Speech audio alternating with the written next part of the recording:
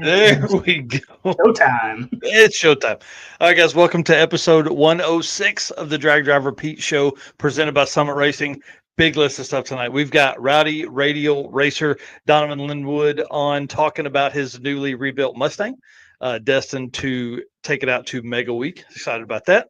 We've got updates on the circuit block party and the valve cover races, rules and designs during that. That's going to be awesome. And then we've got a ton of stuff that we're going to cover with streetcar bragging rights. And we've got Richard Flint, who's backstage right now eating pizza. And he's going to talk about how he picked up 50 horsepower with the same tune and how you can do that as well. So it's going to be kind of fun. Mr. Eric, let's hit that intro and let's go, man. All right, let's do it.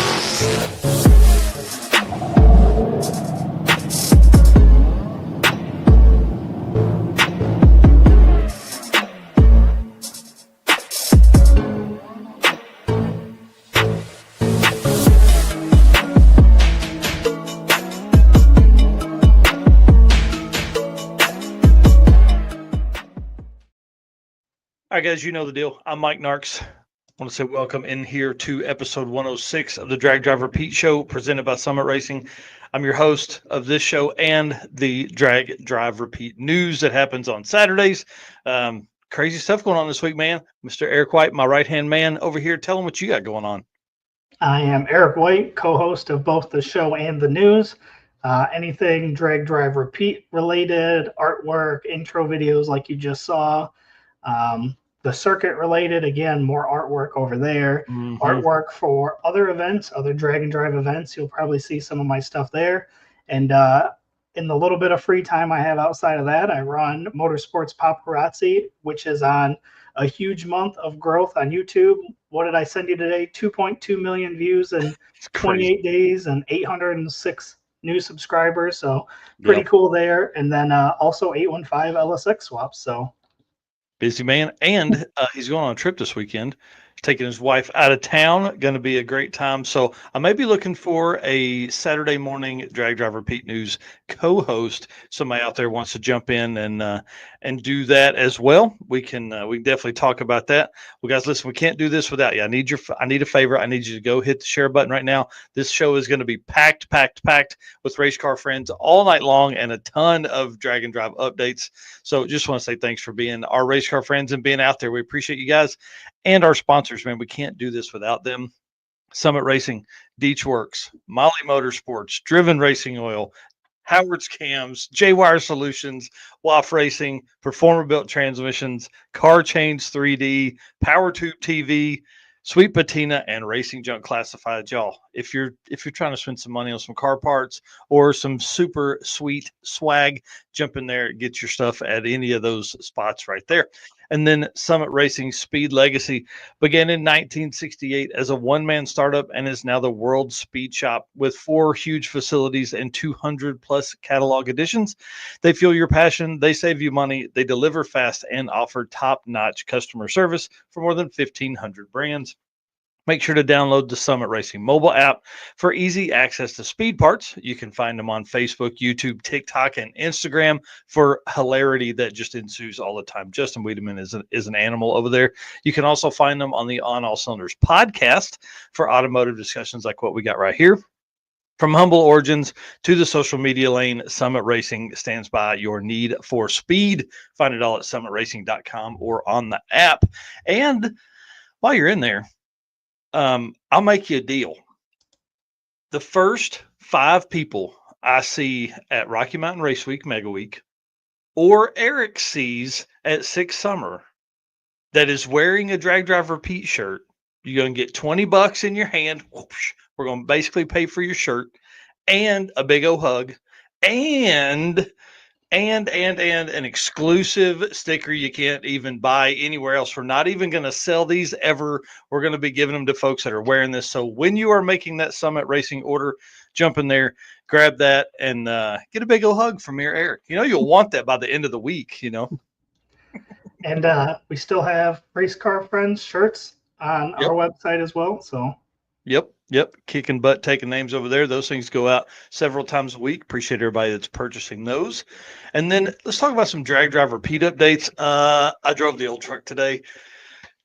Man, there's nothing more fun than kids being in the back seat of a minivan and they're looking at you and you just give them the old blow off valve.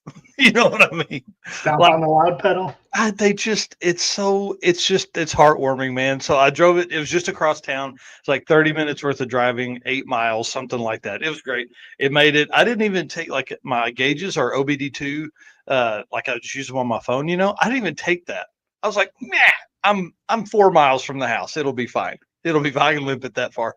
But a lot of stop and go traffic, a lot of breaking necks today, man. It was awesome. Had all kinds of people looking and stuff like that. How are the tires? They still good? They're still great because we got to get through Mega Week. Okay. So I didn't want to kill them. But that's coming. If we come back and they're not slick by the end of Mega Week, I'm going to fire Steven. And then you had some cool stuff go on too. So tell us what happened in your life, man.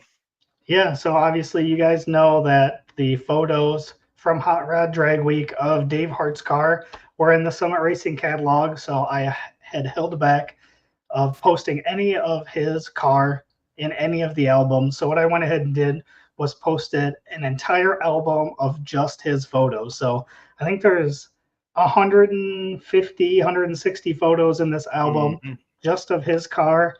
And if you wonder how many pictures it takes to get a good shot for the Summit Racing catalog, there was roughly 500 photos of his car that I took that week.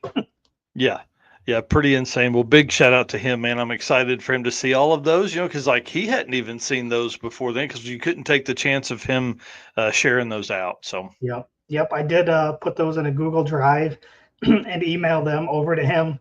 Probably going to shoot him a text too and let him know that they're there so he can check them out. Because again, I don't think he saw them yet other than what was in the catalog. Yeah, that's pretty awesome, man. All right, well, let's talk about some circuit updates. I've been getting messages for people asking about Friday Night Hotel, and I promise I'm working on it. The struggle is, as I'm kind of getting hotels laid out, Waffle House calls me. Oh, boy. Our boy, Billy Noble from the Springfield store has worked with the district manager for the Joplin area, and now we're trying to put together a late night snack Waffle House kind of gathering, right? Let's go. If you're gonna do this, you might as well not sleep at all, right? So we're talking about that, and so that will change where I end up with the host hotel. There's a great area for hotels in Joplin, but the Waffle House isn't by them.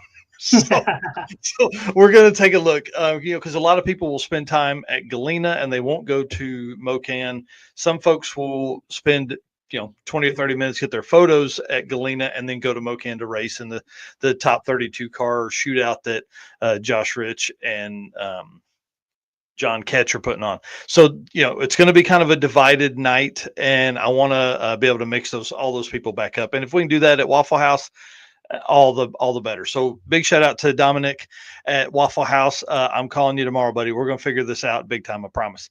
And the whole reason that this happened with Galena is because of the Hot Rod Hangout, Speed Shop and Diner, and Gearhead Curios. And y'all, I got to build something now. I've already got my valve cover picked out that I'm going to build. So the block party is happening in Galena, Kansas.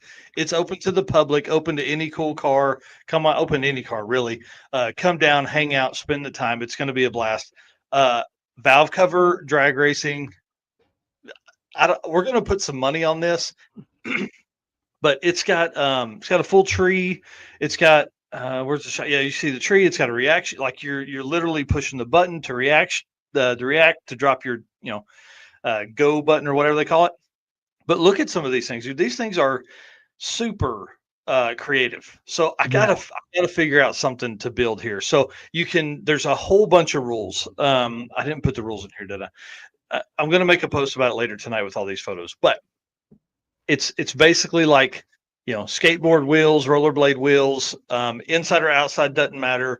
You can't have anything in front of the valve cover itself that would trip the timing beams, like a big wicker bill on the front. Can't have anything like that. But the gassers here in the shot that's on the far right, I think that's what I'm going for. I've Yeah. got inline 6 valve cover, so it's like this long, right? So all they give you is a minimum. It's minimum 10 inches long, whatever. So I think I'm going to use it. And then one of these has like skateboard trucks, which I don't think would be very hard to use, right? So I think I'm just that's what I'm going to build. I think it's going to be like that. So it's going to be kind of cool, man. I'm excited. I do, and I know this because I just was cleaning in my garage. I built a slammed skateboard years ago to put with the 240 when I went to car shows. So I have an entire bag of leftover skateboard parts. Oh, So dude, if you don't build one of these, I'm going to be upset. So we're going to do some fun stuff with this. We've got the valve cover drag races, which are going to be a huge hit. Again, we're going to be racing for money. We're going to be racing money to raise money for the youth services of Tulsa. And then we have the pro tree or the practice tree tournament that we're going to be doing. And we're going to be doing the belt sander races that are from Gearhead Curios as well. Hot Rod Hangout in here saying, oh, yes. And we have loaners too. So if you don't build your own, you can still borrow one and race within it as well. It's going to be awesome, dude. My brain's already spinning. Oh, yeah. Big time. Big time. So that's going to be fun. Again, that's going to be Galena, Kansas, Friday, June 27th, 4 to 9 p.m. Y'all, you got to be there. The circuit block party is going to be off the chain. It's going to be absolutely insane. We're going to have a blast. 400 or 500 cars, maybe. I mean, I don't know. We're going to take over Galena. Yeah, buddy. I'm excited for that. All right. Lead us into some driven event updates. And then after that, we're going to bring in Mr. Richard Flint. All right. Driven racing oil is the performance engine oil that can do it all. GP1 is the ultimate oil for any race or performance application, whether you're launching hard at the drag strip, enduring the extreme heat of off-road and circle track, or even pushing limits in top field drag boats and demo derbies, winning racers choose GP1. Compatible with engines from classic hot rods to cutting-edge race machines, GP1's unique surface cling and high zinc formulation ensures superior wear protection, particularly for flat tappet camshafts, also while solving issues like cylinder washout with methanol and ethanol fuels. It's crafted from the legendary Bradford, Pennsylvania base oil, then enhanced with state-of-the-art additive packages. GP1 offers the best in protection and performance. And you guys know the deal. DrivenRacingOil.com is where you can go to get your oil or any merchandise. And Driven Racing Oil on Facebook or Instagram. Go give them a follow. Yep. And then you can also find them at Streetcar Bragging Rights this weekend. Yes. You can head right over there, pick up some oil on the spot.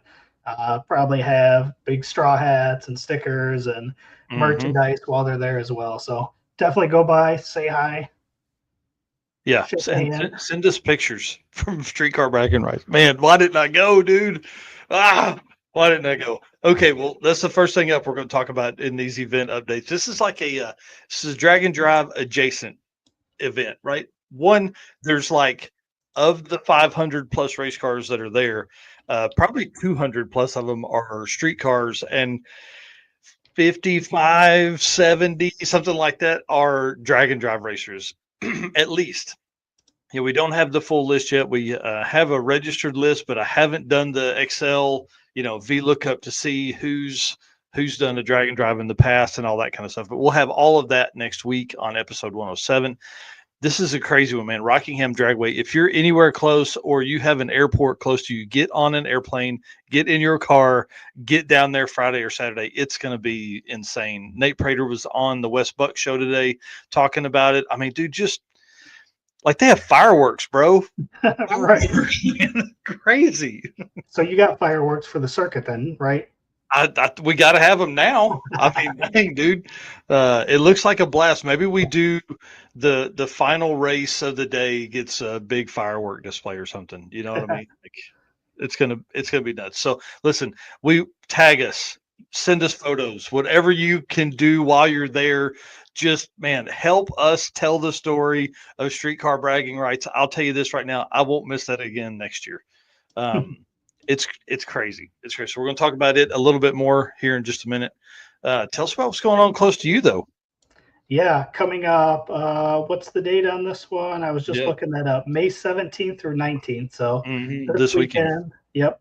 Route 66 Raceway in Joliet is the Gerber Nationals, Route 66 Nationals, big NHRA drag event going on. But the cool thing is they are doing the drag and drive exhibition like they've done in the last, I think, 2 years now. They've done it. So as you can see here, we've got Dave Schroeder, Alex Taylor, Bryant Goldstone. Who are the other ones around there? Ed Enzer. Craig Grubner, Tom McGilton, and Nick Taylor, buddy. Yep. Come on. So obviously going to be pretty cool. If you haven't seen this, they do like, what is it, 8-car shootout. And I think they do that on Sunday, if I remember right, as the shootout. Yep. I think they run it like a regular class. And what's cool is they do like a 50-mile cruise with this. So they go around, they take photos of cool spots, all that kind of stuff. So it's going to be, this is a big deal for the community. This is, prime stage. I mean, Route 66 Raceway is only open like 4 times a year. Yeah. And one of them is this time. So, big shout out to, I think Alex Taylor kind of put all this together with Peak. And so big shout out to the racers. Dave Schroeder did put down a 413 today. So that car is absolutely working. Pretty impressive there. Yep. Should be a good time. So if anybody is available, head over to Joliet Route 66 drag strip and go check this out. I've gone to it. I think it was 2 years ago and it was a lot of fun. All right, and then back to the streets is next week, dude. It starts in a week. Yeah. Another one I wish I was going to. I'm really struggling, man. This is the hard part is we have like sick week, and then we really I didn't do anything. I won't do anything until really mega week. So that's been kind of tough. I'm getting the itches here to get to some drag and drive stuff. But back to the streets. Have I told you it's going to be Brown County? I think you did. I think so. So no prep. Heads up, drag and drive. Man, this is the only format that's like this. Winners race winners, losers race losers. It's like a whole Matt Lang is smarter than I am to figure out the format to do that over 3 days of racing. And this is crazy. And then Sunday, they're doing a back end banger at Muncie with the team from Mid-America Customs. Like, it's going to be crazy, man. Yeah. And I know they've got definitely more cars than they had last year. I think I've been helping Matt out with some of the artwork, and I think we're at 64 pieces of racer artwork that we've put together so far. So I would imagine that he's still got more than that we haven't got to yet. But that's awesome. So that's nearly double. Man, it's great. That's great for him. And with a week left, there's going to be people that are going to come out. They're going to, they're going to be like, oh man, I can actually take those days off work. But look at the list of classes here: small tire, stick shift, true street, modern, hard tire. Man, one of my favorite classes: 650 index, 750 index. Pretty awesome there. All right, let's keep rolling here. Sick on the Green kicks off the weekend of insanity. This is the biggest weekend in drag and drive history that is going to take place the last weekend of May. So Sick on the Green starts that. I'm figuring somewhere around 100 cars are going to be there, depending on who makes it out of streetcar bragging rights with their car intact. And then you've got Drop the Hammer, you've got Olympic Streetcar Shootout, and you've got the start of Mega Week all in the same weekend. It's absolutely crazy. So that's everywhere across the country. It's going to be hosting a drag and drive. We've got one in Michigan. We've got one in the Pacific Northwest. We've got obviously Mega Week here in Tulsa, Oklahoma. And then we've got, where's the other one? Sick on the Green. Is that in Bowling Green? Kentucky, yeah. So gonna be everywhere, man. This is gonna be nuts. And just a big shout out to Mega Week for having some fun, putting out the from the desk of Mega Week about to whom it may concern. Um, Whoever has this letter is going to be sick the week, and they're going to be gone. Yeah. Yeah. They're helping Listen, the Drag and Drive community. listen, I've got that printed out. If I'm still working some things out to try to make Mega Week, because man, the biggest drag and drive in history, like it's one of those, like it's only going to happen once. At least there's Yeah. only going to be one first time of it anyways. Yeah. So this is Yeah. one I really want to try to make it to. So, but man, June is just such a busy month. Yes. But let me tell you, if I end up coming before I leave work, this will be hanging on my desk for the week. Just saying. That's awesome. Well, we've got plenty of Mega Week stuff coming up. That's what we're covering the next few weeks for sure. Okay, let's talk about some Olympic streetcar stuff so we can let Richard get back to, because they're loading the car up headed to streetcar bragging rights. So I messaged the team the other day at Olympic Streetcar Shootout. Again, last year was their first year. 2025 is their second year to do this. So I was like, hey man, kind of give us some stuff, give us some details. So if you want to, man, you can kind of alternate between the things here. So I asked about route stops. Obviously, it's always a big thing with stuff. He said route stops are those guys, Hot Rod and Customs, Burgers Landing. So the picture with the airplane on the building. Fort Worden State Park with a World War II military base to defend the West Coast. And then you can look across that and see Canada. So I think that'll kind of give a really cool backdrop for some of the cars. Yeah, for sure. And then it's hosted at Bremerton Raceway, which is targeted towards first timers and those who want to trial run their cars before hitting a national style event. They allow access to your tow vehicle during the event because they believe that their participants should have the opportunity to refine their operation during the event if needed, as they all understand it can be a learning curve. So definitely a little bit different than other events, but if they're truly using this as a test base for a national level event, I think that's kind of cool. Yeah, I'm a big fan of the layout there for that. That's super cool for them. And in 2026, this is another turn of events here. He said we plan on putting tier levels to the event. So the more events you've ran with us, the more restrictions you're going to be put against. So beginning with no tow rig access, trailer limitations, 100% drag and drive rule enforcement, as in horn, trailer lights, tail lights, blinkers, all that kind of stuff, depending on how many years you participated. We don't want to turn any people away, like any year one people away, because he even gives the example here, if they don't show up with a horn. We want to help these racers learn and expand into more events. So I thought it was pretty cool. Yeah. And then they said that they are featuring 5 classes. New for 2025 is stick shift and tailgate, which combined a total of 31 entries in 2 new classes, which is awesome. Great. Yeah. Also included is limited street, which is essentially their power eder class, hot street, which is their NA only, and real street, which is their biggest class, which is essentially a 750 index, and everything is 8th mile. That's cool, man. And that gives you a ton of opportunities for people to get in. That's the whole goal of regional events. I say it all the time. These are the gateway drug into drag and drive. That's the way it works. We want people to come in here and enjoy themselves and have fun and be out there. And there's no better way than having fun than hanging out with the Driven Racing Oil team right here. Dan Chandler here saying over 70 cars in DYO for Drop the Hammer. Yeah. I was talking to Carl last week, and he was saying like 150 cars or something for Drop the Hammer. So bring it on, man. These regional events are growing, and that's what we need. Like, we need a lot of these new people to come in and experience this and go, holy crap, that was a lot of fun. And my car made it, surprisingly. And now I'm going to go take on another big one. Well, Let's jump into the J-Wire solution so we can bring Mr. Richard Flint on here, because this is going to be a fun conversation, how you pick up 50 horsepower and keep the same tune. J-Wire Solutions, marine car care. God dang it. Hold on. Sorry. Not Marine Car Care. What the hell? Redo. JWire Solutions. Yeah. JWire Solutions is your expert car and marine wiring solutions you can trust. JWire Solutions can wire and plumb your hot rod, your race car, your drag and drive car, or your sand rail. They can do that. J works in that all the time too.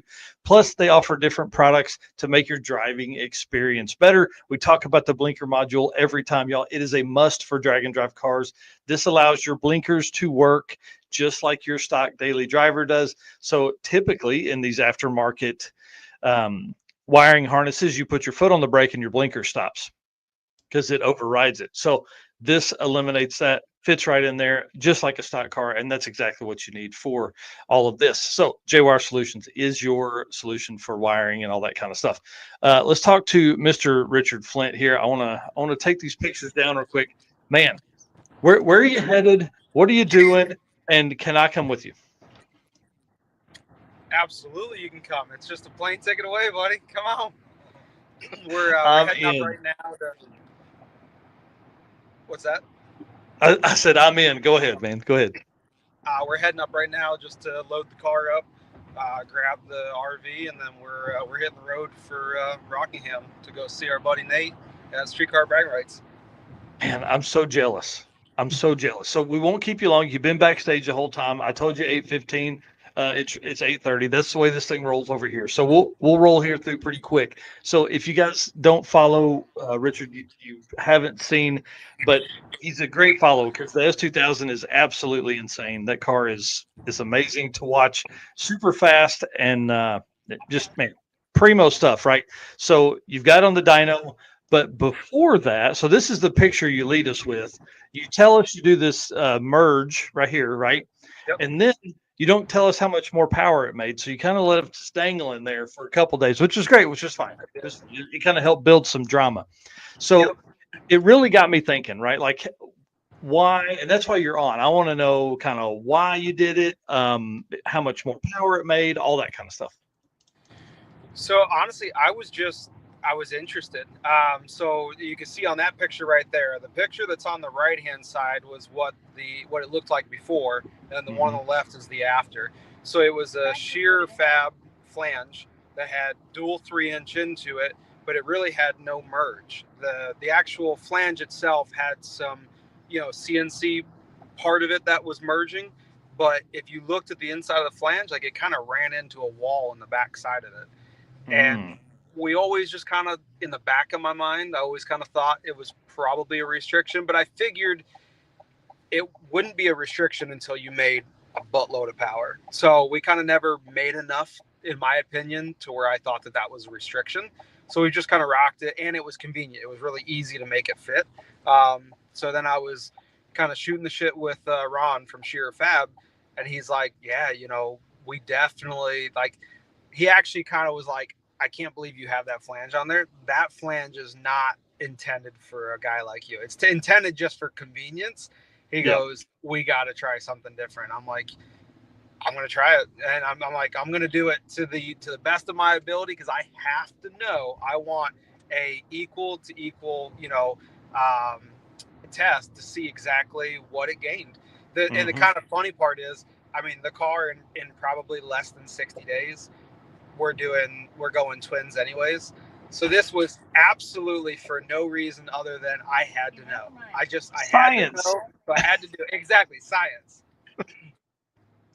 So yeah, so we put the car on the dyno beforehand.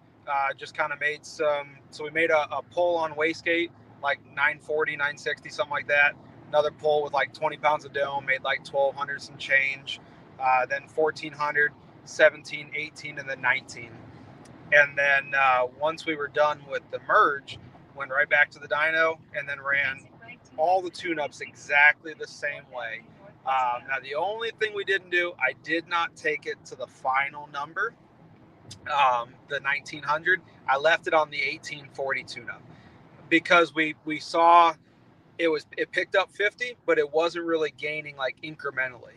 So it really was kind of no point in running it any harder on the dyno. But interesting enough, it was pretty much optimized timing wise before. Didn't really want any more timing. If I put a degree in it, it'd pick up maybe like 10 horsepower. So wasn't enough to risk it. So when we went back to the dyno with the new merge on there, identical tune, it picked up 50 with no changes. Jeez. Then, yeah, out of curiosity, so we were at 1840. It was the 1840 tune-up. It made like, I think it was like 1890, I think. Then I was like, you know what? I'm just curious to see if it wants, because I actually had kind of convinced myself that it would want less timing potentially. If it was a more efficient burn, I thought that potentially it would want less timing. So I was like, all right, let's pull some timing out of it just to see if it picks up power or loses power. And so we pulled 2 degrees and it lost 100 horsepower. Wow. So it told us that no, it was definitely not on the verge of turn. So then went back to the original tune-up and added a degree, and it picked up 50 more. So essentially, so it's up 1 degree, and the collector and net it's up 100 horsepower. Dude, that's insane. Yeah, that's insane. So, wow. And I didn't want to take it any. I mean, definitely, it was. I wanted to put more timing in it. I really did. So a guy like you that sees 1930, do you instantly go, man, can we put a 2 in the front of that? I almost did. But I care more about. Technically, it actually. So the car only makes peak power like 7,300 RPMs. Wow. But we turn it 8,500, and there's just some reasons with that. We know that engine is technically, it's a fuse. It is torque limited to a certain number. So we play that game of, it's about 1,500 foot-pounds of torque. So we play that game of running 1,500 foot-pounds of torque at 8,500 RPMs, which, equates to roughly, whatever, 1,900 horsepower. I have to do the math on it. As opposed to if we ran 1,500 foot-pounds at 6,000 RPMs, you're only going to make, whatever, 16, 17, 1,800. So we play that game where it makes more power and the engine doesn't really know it. But if we ever ran this thing at 50 pounds of boost like we do at 6,000 RPMs, it'd probably fold the rods over and shove them right out the block. So we play that line. Yeah. We actually treat it like a stock block is kind of how we treat it, like a stock block 5.3, except for it's built. So that's what allows us to get to that 2,000, because it's a very simple build. I mean, it's a stock GM crank. As crazy as it sounds. Yep. Well, and I mean, am I right in thinking that because you're turning the RPMs, you're not trying to just make it at 6,000. You're not like you're leaning on it, but you're not like moving the power band up helps save things. Absolutely. Your cycle time is less. So the actual amount of time per cycle that it's under load is less. So as far as the engine is concerned, it's less stressful with it being that higher RPM. Yeah. So what you're saying is the faster you go, the better it is for your engine. Technically, yeah. As long as everything else can handle, as long as valve train can handle, as long as all that stuff, absolutely. But you can't do both. So like we have to have a converter that's loose enough that we never see that 6,000, because here's the deal is that we run it at, so technically if we wanted to, we could make the same power, so to speak. It probably would be 20 pounds of boost less, but we'd operate the motor at 6,000 RPMs. But in my opinion, I feel like because you're at that peak torque area, it actually hurts it. And that's one of the reasons why we have a standard head gasket, like nothing fancy, no O-rings, no copper, no nothing. Wow. And we have 0 head gasket issues. None. I mean, I've got hundreds of passes on that thing at, 50 pounds of boost with absolutely no head gasket troubles, no issues, no anything. Golly, that's awesome. Okay, well, listen, we're going to let you get to doing what you're doing. I want to say thanks. I mean, this was literally last minute. I think I messaged you at 4:00 today. Yeah. And I was going to have somebody else on to talk about it, and I was like, man, I'll just ask him if he'll come on. So good luck this weekend, dude. Go out there, kick ass, take names, man. Appreciate it, buddy. All right, buddy. We'll see you soon. Oh, yeah. See ya. Later. Dude, how cool is that? Yeah. Yeah, man, that car's 1,930 horsepower. I don't even know. I wouldn't know what to do with all that. Do you see this car is the size of this table I'm sitting in front of? Yeah. I mean, it's about the same size as my 240, and I couldn't imagine 1,900 horsepower in that. That's crazy. Yeah, we'll have to have him back on after Streetcar Bragging Rights to hear about the event, but then two, you heard the twinkle of, hey, I'm going to Twins. So like he did all of this work, all this new silver piping, you guys. That's brand new for the folks who are listening on the podcast. You're looking at beautiful pie cuts and bends here, and a dynograph that says 1931 horsepower. But yeah, does all that work because of science, man. I love it. That's what's great, man. That's what's great about car guys. Yeah, those definitely people smarter than me. That's for sure. Yeah, Azim here says I'm just happy to be making 930. Dude, I'm happy if I make 530. Like that's why Drag and Drive is great, man. That's why car stuff is great. All right. Well, again, big shout out to Jay Wire. I actually messaged Jay Blanchard today, and he said he's a little under the weather, or he was going to come on, and we were going to kind of dive into that with him. He's the smartest guy I know, so yeah, I thought I would ask him. So, anyways, big shout out to Richard, man. Thanks again. Appreciate you coming on. Literally last minute to talk about it, and I'm excited to see. That's another car build for us to follow. The Drag and Drive cars. Lots of people are making upgrades, like Donavan Linwood, who's on in just a little bit to discuss, all the changes he made to the Mustang. Yep. All right, let's jump into the Molly Motorsports segment because we've got some good stuff in here, man. I'm telling you, we're going to be looking at streetcar bragging rights. All right. Racers and high performance enthusiasts, are you ready to start your next engine build? If so, there is no better time than right now to check out Molly Motorsports all-in-one Power Pack Piston Kit. With over 1,200 applications, these kits come complete with pistons, rings, wrist pins, and clips, all designed to work together. Molly Motorsports Power Pack Piston Kits take out all of the guesswork. No more trying to determine if a piston will need this ring to work with a certain cylinder size. Molly Motorsports did all that engineering so that you can get to the part that matters, which is building a power plant that leads you to victory lane. Visit mollymotorsports.com for more details, and for our podcast listeners, Molly is spelled Mahle. That is for sure. Big shout out to Eric Grillo, who's going to be at Rocky Mountain Race Week Mega Week in his stick shift Nova. I do want to give a shout out to Jerry Roberts. How you doing, buddy? Great to see you on here. Appreciate that. Worked with him at Miller-Zell. Nice. And yeah, man, streetcar bragging rights, dude. Again, I can't say it enough. I got serious FOMO here, man. Serious FOMO. This is the good news is that you're not going to miss it per se. No, because I'm signing up for Freedom Plus. I'm going to be sitting in front of the TV all weekend. So that honeydew list may have to be done while I'm listening to it on my phone, or get you one of those things that goes around your neck and that wraps up. You can set your phone on, get you a set of earbuds, and you can still work and watch it. Yeah, that may be what we have to do. We're going to be doing some mulch in the flower bed and all that kind of stuff. So I'll be doing that. Well, listen again, Nate Prater, absolutely just, man, has thrown a huge party for these folks that are coming out there. There are people from across the country that are headed that way right now. I think you said 3 different countries.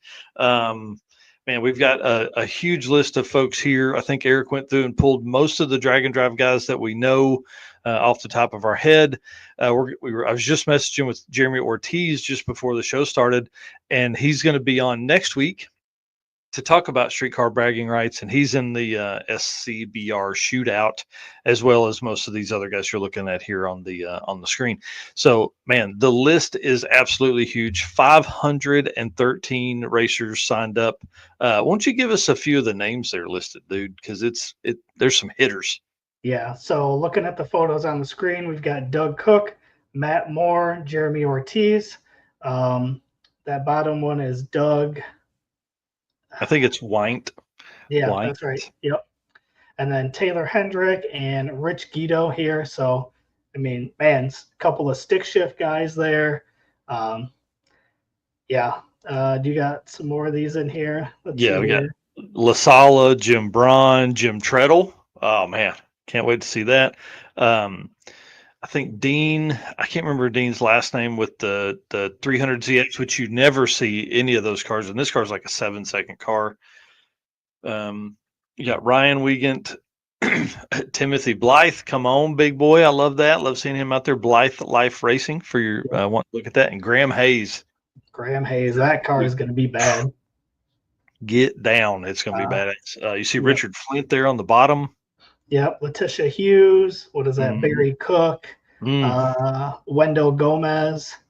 What is that? Robbie, is it Dowdy? Dowdy, yep. Matt Coastal Lord. Racecraft, Robbie Dowdy, man, that car's fast. Big nitrous car. Visit Sick Week. Yep. I've got it blown up now, so I can actually read them a little bit. Anthony Harville, Jason, was that Texera? I think so. Yeah, I believe he's the 1320 Junkie Performance guy. Yep. Pretty sure. And then Houston McLean there on the end. Yeah. And then I grabbed two more. I was trying to go through and look. John Moore in the 8-second Crown Vic that I'm jealous of does that on 31-inch tall tires and will hang those hoops, man. It's crazy. And then Tommy Hoskinson in the truck again. There was the craziest twin turbo setup in the bed. Got him put up there. It's pretty cool. So I saw him on Sick Week. I mean, just the list of cars here. And I know there's a bunch more that we missed. Like this was, just us trying to grab the ones that we could see. But I guarantee you somebody in here knows somebody that's going there that isn't on this list.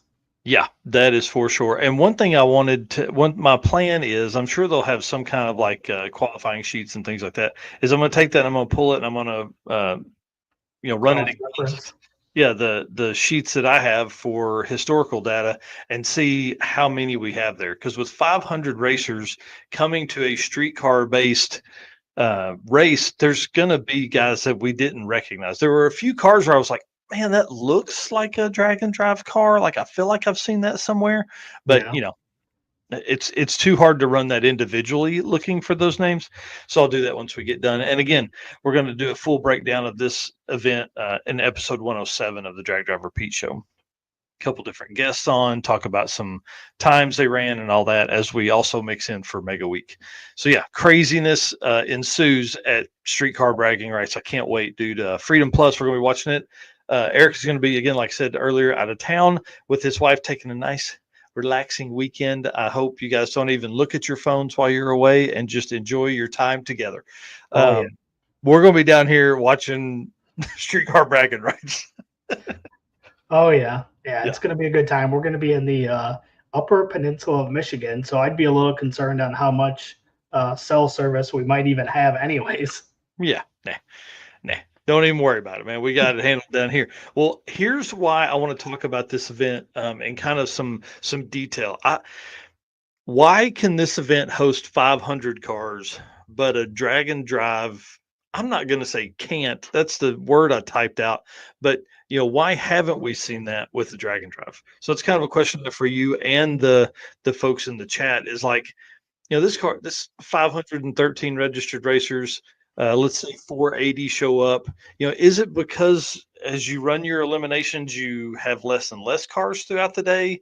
There's still probably going to be, if you go 4 rounds of racing, which you'll do that at least with that many cars for each class, people are still probably averaging 2 passes each. So is that why we don't do it? Is it because of the I don't know. I want to hear your thoughts. Well, and what's the schedule for this too? I'm assuming, it's a 3-day qualifying, they're not leaving the track. You're not having to try to organize routes for 500 cars, route stops, different tracks. I think there's a lot of things that go into it. However, we are going to see this in a few weeks at Mega Week. So, is this the start of bigger events? I hope so. The one thing that's neat, so they do have like a street index class, and part of that is that they drive around the speedway there. And he was saying today on the West Buck Show, Nate Prater, again, promoter for this event, was saying on the West Buck Show, there's 128 cars signed up for the street index class. So those cars will be making a drive, but they won't be on the public roads, right? So they'll at least be on the track.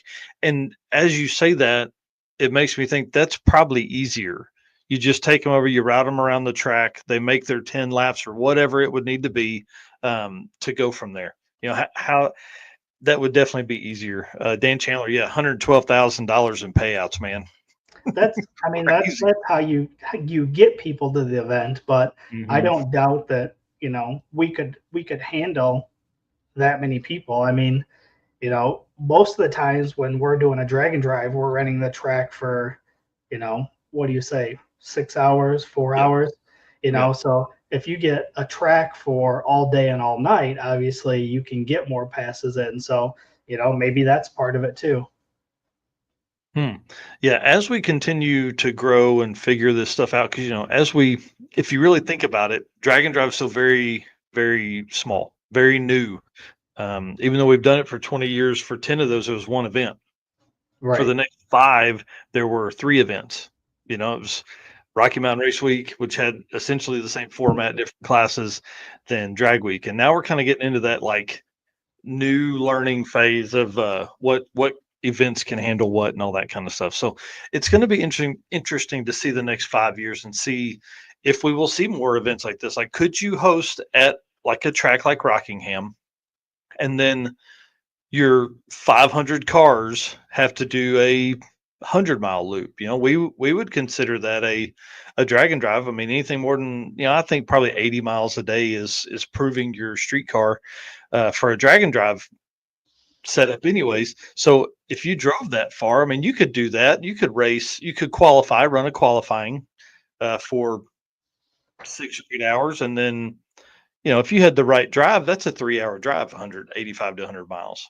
Yeah. I still think if you opened up a track for whatever a full day would be, Hmm. and there was no route stops, you just went from track to track, I still think you could probably pull it off with that many cars. Hmm. I think adding the route stops makes it hard because everybody's got to get a pass in enough time to make route stops. Now I know obviously route stops are a big part of what drag and drive is, but I think if you were to try to have this many cars, I think you would probably have to eliminate something and possibly extend the hours at the track. Hmm. Well, and that's what I was saying. Like, if you had one track and you just made a loop, so you made your loop 50 miles out, 50 miles back. And Yeah. that was your overnight stuff. And you did, a 3-day deal. So you got 2 days of qualifying, and you got, your last day of heads up racing, or it's all for averages. Who knows? But Yeah. I think we probably could. I think it's just a different mentality. And, a lot of times we talk about the vacation side. It's like a car guy vacation. Like, you're not running to absolutely be on the ragged edge of what your car can do, because you're not at your truck and trailer. You're trying to make it back to your truck and trailer. Right. And So at the end of the day, that doesn't sound as fun. You know what yeah, I mean? Like yep, not having route stops, not going from track to track, not yep, driving through small town America. Like that, yep. that doesn't seem as fun. But if you were to bring this type of payout to a drag and drive, Hmm. it's not fun. It's not as fun anymore because it Yeah. becomes a lot more competitive. So then, you know, I don't know. Hmm. Well, it's got my wheels turning. I'll tell you that much. You and I talk about a lot of different things, and that's one thing we've talked about before. Is like, how do you put something on that is highly competitive? Because like the guys are in every class are competitive, but it's not, I'm going to ring my car every time, every pass I go out there, because you still got to make that drive. And I think one of the cool things about drag and drive is you are at, like you would be at one track one day, you're at a completely different track the next day, and you've got 2 passes really to figure out what it's going to run. Then you go to a completely different third track and figure out what it's going to run. So Right. I don't know, man. Other than weather changing and stuff like that, at streetcar bragging rights, people are going to get their stuff tuned in, and they're going to Hmm. know what it's going to take to get down and what they need to do each round. Yep. That all goes out the window when you go track to track, different times, you know, different track prep, all that Hmm. stuff, definitely changes. Yeah. And what'd you get into on the road? What Right. did like Devin and them, they had no sleep, forgot to take out the air filters. Right. Things like Or that will happen. Goldstone smacking an oil pan, like, Oh yeah. just all that stuff. Yep. Hmm. Pretty interesting. I don't know, man. There's some real stuff that's going to be happening in the drag and drive community over the next 5 years. It's going to be really awesome to see how many different styles of format. Heads Up Hustle has a 2 days of qualifying that sets the ladder. Heads Up, Back to the Streets is Heads Up every day. No test passes, no nothing beforehand. You just go right into a Heads Up, chip draw type thing. I think, and then you've got like Rocky Mountain Race Week, which is traditional. You got Drag Week, which is traditional. You know what I mean? Like, there's so many different ways that people are figuring this out. It's exciting. All right. Well, listen. Good luck to all of the drag and drive racers that are at Streetcar Bragging Rights this weekend. Good luck to all the racers. But listen, carry that drag and drive flag, baby. We can't wait. I can't wait to watch it and see what everybody's got going on. Yeah. How cool it'd be to see a car in victory lane, or whatever you want to call it. Come home with a trophy with a drag drive repeat sticker on it. Bring it on, man. That'd be awesome. That'd be awesome. Well, good luck to them. And again, thanks to Molly Motorsports. We appreciate them and all the work they do with us and help us get all the stuff going. You know what I mean? Like, Molly's been around for a long time with us. They're huge supporters of the channel. And man, we got to have Eric Grillo back on. Maybe we have him on after Mega Week, between Mega Week and the circuit, and talk to him, see how his trip was. And then maybe we can have Adam on, who's coming out to the circuit from Molly. That'll have all the stuff. Rodney Reeser said Chad Reynolds' Hot Lap Challenge is 1 track, 3 days, 100-mile drive from the track and back to the track. Yeah, that's awesome. Watch for that in February. Yeah, he had planned to do it this year, and I think he just didn't have the time to put it all together. The way that schedule fell and the weather just wasn't working together. But yeah, I'm excited. Hot Lap Challenge 2026 is going to be great. Yes, sir. All right, lead us into some. Actually, I'll read Deechworks. You've done the last 2 ad reads. All right. All right. Deechworks is the leading manufacturer of high-performance fuel system components. The DW product line includes fuel injectors, pumps, pump modules, fuel rails, regulators, filters, lines, and fittings, and surge tanks engineered to support power levels ranging from 400 to 2,200 horsepower, which covers 98.73% of the drag and drive community. Since its founding, Deechworks has been committed to delivering quality, innovation, and precision to the automotive performance industry. Every DW product is built to maximize reliability and efficiency, ensuring optimal performance solution for racers, tuners, and performance enthusiasts worldwide. With a focus on engineering excellence and industry-leading customer support, Deechworks continues to drive the future of high performance fueling. You guys can find them. I don't even know how to tell you how to spell Deechworks. Look here on the screen, type that in, deechworks.com, go in there and find it. They've got all kinds of stuff. They have really, man, they've broadened our horizons on what we need to get Eric's car going for fuel lines and pumps and all that kind of cool stuff. So we appreciate them and all their support that they've provided. All right. Let's talk about another drag and drive adjacent event that is slowly becoming one of the premier race events of the year, the Havlicks Fastest Streetcar Shootout. Y'all, yeah, this is crazy. I consider this a don't miss event. Like, yeah, obviously it's not your traditional drag and drive, but the cars that came out last year, like, everybody should want to come check those cars out. Yes. And it's only going to be bigger and better this year.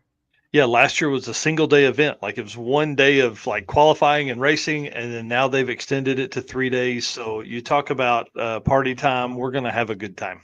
This is going to be awesome, man. This is one of my favorite events after last year. It was, as soon as they released the dates, I was like, okay, I'll be at this one. Yeah, get ready. And we got August cool 14th photos. Through 17th. Yeah. Like, I'm pretty sure this is one of the photos, obviously a little modified, but this is one of the photos that we took while we were there. Yeah, man, it's so cool. And there's cars that are like super historic within the Fastest Streetcar Shootout that you guys know started in the mid-90s, all that stuff. They've been posting cars that are coming, and that's what I want to go through this list real quick. So they've been doing a great job with the promotions. Oh, man. If you're not following their Facebook page, you need to go through that. Yeah, Yes. it's been awesome. They've been killing it.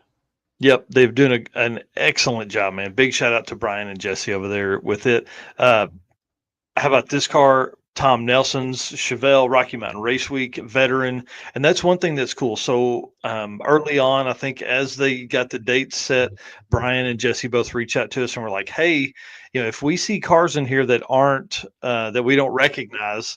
As far as drag and drive cars, will you help us? Will you help us figure out these cars are drag and drive or not?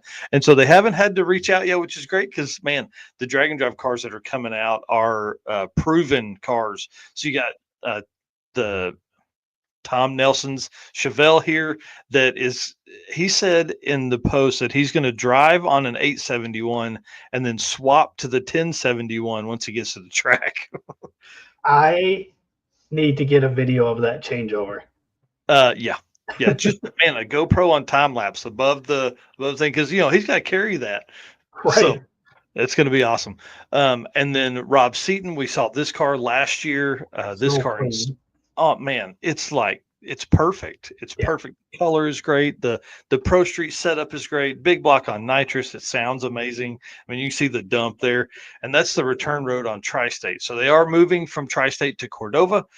So you guys will know that. So a little bigger track there. It's all right. Who's up next though? Our boy. Yeah, Mr. Bryant Goldstone. There is a bounty on him. So the Tony Christian bounty. To be the man, you have to beat the man. So you can see that flyer there. Obviously, Goldstone winning last year. They've got a bounty out on him, and it'd be interesting to see who shows up and if anyone can take him down. Yeah, there's some hitters that are coming that are definitely going to have the opportunity. He's going to be racing for dang sure, and $1,000 if he wins again, he gets that 1,000. If somebody beats him, they get the 1,000. So that's pretty cool, and that's sponsored by Shot Racecraft, which is a big part of who built or is building, or I guess built Bryant's new car, the new Corvette. So they're the big one that's a his 70 program. shop? Yeah. So they're a big part of his program and good friends of him. Joe Schott's a great dude. And I'm telling you, they're not going to lay down. So it's going to be pretty cool. And what's going to be interesting is, I'm sure he'll probably bring this car because of the history. But, is he going to bring the other car too? I mean, August is still, that's 3 months from now. Yeah. Maybe. It'd be cool to see it there, even if he doesn't race it, even if he just makes some, fun passes in it. It'd be a good time for him to take it out and make a few hits with it if he hasn't by then already. But I'm with you. I'm pretty sure he'll run the Javelin. Yeah, some shakedown runs. And then this gentleman, man, Clark Rosensangle, come on, buddy. I'm excited about this. This car, obviously 200-mile-an-hour Camaro. He ran 200s every day of the last event he was at. I think it was Drag Week. Awesome. Bring it on, or maybe Six Summer. I can't remember. But then also takes his car and then goes land speed racing with it. So, which is wild. So cool. Man, 260 miles an hour. So, and street car. Right. And then the last one we got is you gotta love this car, Joe Barry Creamsicle 56. So beautiful. Just hit his first 200-mile-an-hour pass, right? Mm-hmm. Man, that's awesome. I can't wait to see this car again. Yeah. So many cool cars coming out for sure. Yeah, so go follow Hot Rods by Havlik. The list is absolutely insane. It just continues to grow, and they've got like 6 or 7 different classes, and if you guys go, you're going to get to see us. Eric and I are both going to be there, just drooling over everything. The number of Tri-5 Chevrolets there. I was literally going to say that next. Primo it's unbelievable. Stuff, yeah.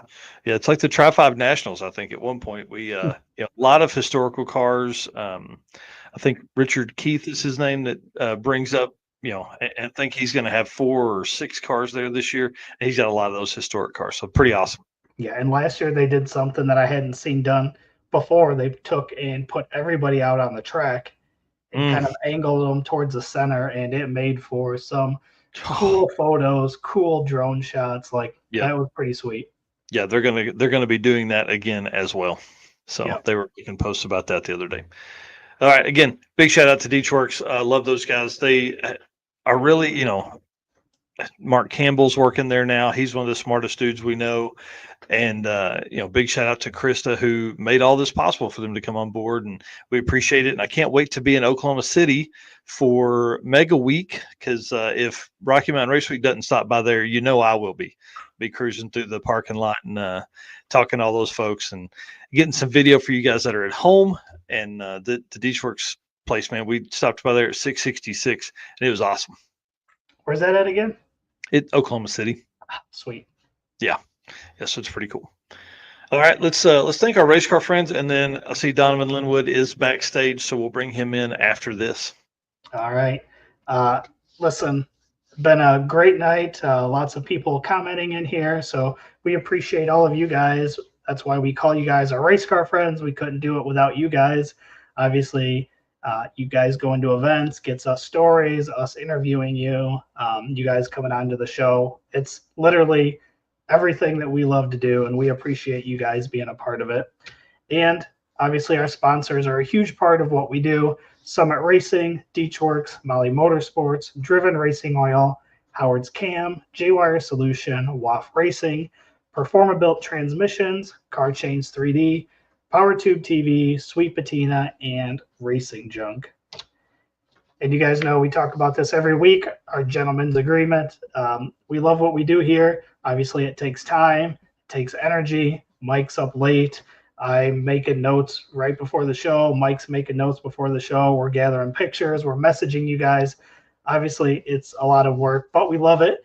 So the gentleman's agreement, we're going to continue doing what we do. We just need you guys to hit that like button, the share button, subscribe, follow, whatever platform you're watching it on. Follow us, share it out to your friends, and help us grow. And then WAF Racing will hit this video, and then we'll be able to bring Donovan on. Have you ever wished you could fit your toolbox in the palm of your hand, or really needed that extra set of hands while making a jet change at the track? At WAF Racing, we specialize in designing and manufacturing top-tier automotive tools that are made strong to withstand travel, yet lightweight not to slow you down. Tested in-house and at the track by the team at WAF Racing, every part is made by racers for racers. From compact toolkits, carburetor top hats, or spark plug storage containers, our tools are precision engineered and manufactured in the USA. Made of the strongest materials, every piece strikes the perfect balance of durability and dependability. Maybe you need something custom just for you. We do that too. You need WAF Racing in the passenger seat for your next drag racing event. Head over to wafracing.com today to take your racing experience to the next level. WAF Racing. Design, build, race.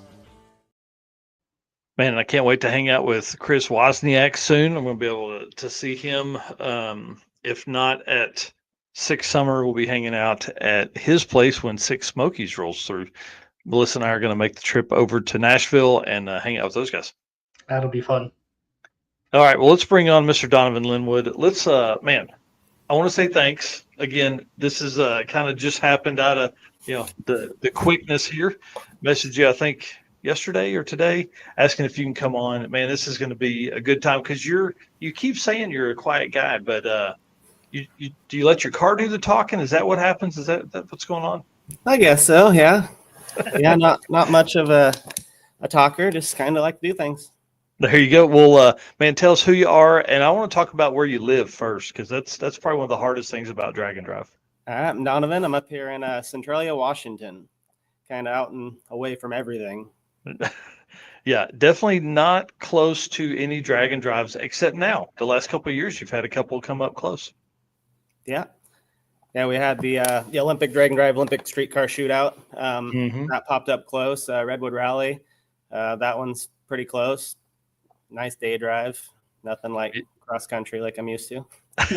Right, because you've done a lot of Rocky Mountain Race Week stuff. So for the folks listening at home, here's kind of our plan. We're going to do some like history, car build, stuff like that in this first segment. And then we're going to do another ad read for Performa Built. And then we're going to talk about your drag and drive history.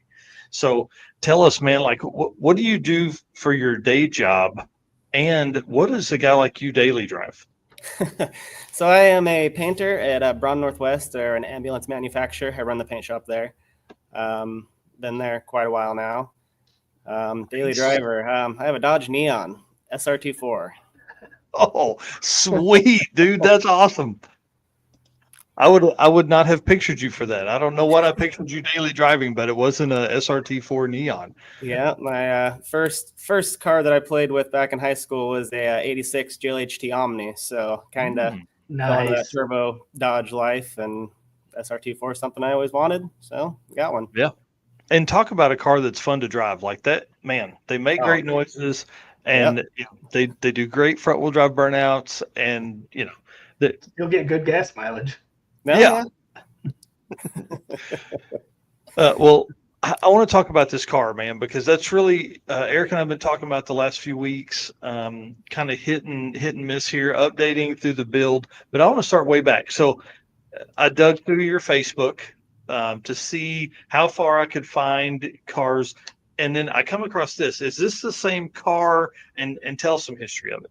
Absolutely, same car. So I bought it back in 2018 or 19, and as the white is how you see it when I first got it, and it has been through so many different variations. It's not even funny. Had everything from a stock bottom end 5.3, pushing it with everything I could, to what it is now. Man, it has definitely had some different iterations. The new is it paint? Is it a wrap? It is paint. It is a Pillar Shift Pearl from DID Spade. It's over black, and yeah. So Man, that's cool. Did you have somebody paint it, or did you paint it? Nope, I painted it. I've painted it both times. I figured you would. He's a painter by day. He ain't gonna have anybody else paint it.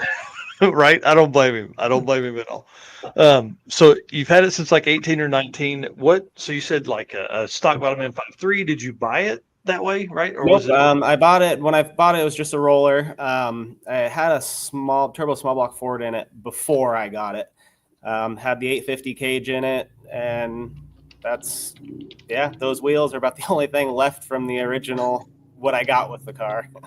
Nice. Yeah, that's the way it goes, man. So what different power plants and stuff have you had in it? So I had that 5.3 in it for several years. Had a 408, a Thompson Motorsports 408 in it. I've had anywhere from an On3 83 millimeter ball bearing turbo, from an S475, I had an S480 on there. Let's see. I think that's it before I got I had an 88 mil. My last one was a Borg 88, and then now I have a Garrett 88 mil on it. Nice. That's awesome. Well, I love the underglow. This thing is it just looks right with the paint color and the underglow. Man, it's awesome. So what's the powertrain in it now? It is a Dart Block 427. It's got a TA ported trick flow 245 heads on it. Yeah. It gets down, is what you're saying. We're hoping. Yeah. Went to a solid setup this year. Last year I had a pretty rough year, kept hurting heads, and couldn't really figure out why. Have some ideas, but heavy valve train was kind of what we were thinking for what I was trying to do. So got away from the LS7 head, went back to a cathedral port and solid roller, and hopefully we can make this last a little bit longer. Interesting. Trans setup and stuff? It's a Power Glide, and just got a gear vendor on it this year, so hopefully that will be nice. That'll help. So chance to even test it yet. Right with it, did you go deeper rear gear, or did you keep this? It's kept all my gearing the same. Before I was just kind of gear bound at that 65 area. Hopefully I can pick that up now. And now you'll be like Rich Guido, 75 or 80. I'm hoping so. Cut some of these drives down. I'm tired of them 14-hour drive days. Oh man. Yeah, that is for sure. Well, one of the big things, again, we've been following this for a while. What really kicked off was the upgrade you started in September. And sorry, here, back to the photos here. For the folks that are listening on the podcast, you're looking at the car with like an 850 cage laying in the floor.